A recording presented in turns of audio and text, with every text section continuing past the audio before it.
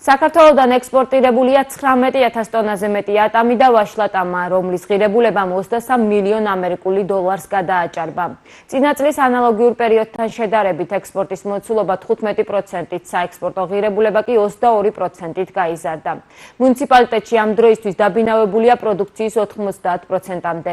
ფერმერის გიორგი ქიტესაშვილის განმარტებით წლევანდელი სეზონი ერთ-ერთი გამორჩეული იყო, რაც სახელმწიფოს მხარდაჭერამ და ადგილზე სამაცივრო მეურნეობების გამართულად ფუნქციონირებამ განაპირობა.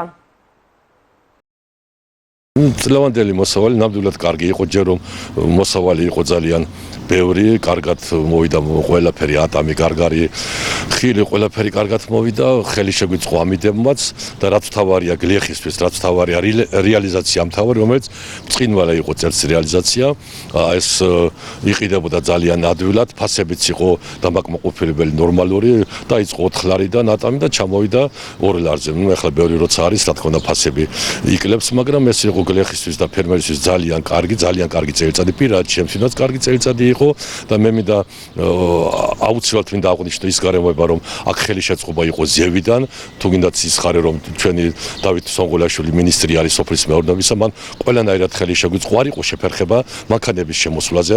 მოგახსენოთ რომ ძალიან ხშირად მანქანების შეფერხება არის ხოლმე, დიდი შალანდები შემოდიან 25 ტონიანები და მათ გააქვთ ძირითადი რუსეთში გადიოდა დიდი რაოდენობით, უკრაინაში, სასონხეთში და აზერბაიჯანში. კიდე იყო პატარა ქვეყნები, სადაც გავიდა ჩვენი პროდუქტი და ძალიან ფასებებაც იმოქმედა, რა თქმა უნდა, ბევრი რომ გადის, ამას ძალიან დიდი მნიშვნელობა აქვს. ასევე კარგად მოახსენებთ, რომ ჩუმლახში ძალიან ბევრი მაცივარია, სადღაც 50-ზე მეტი მაცივარი არის, ამანაც ხელი შეუწყო ხალხს, ფერმერებს, რომ ფასი აწეულიყო და პროდუქტი გაიყიდა.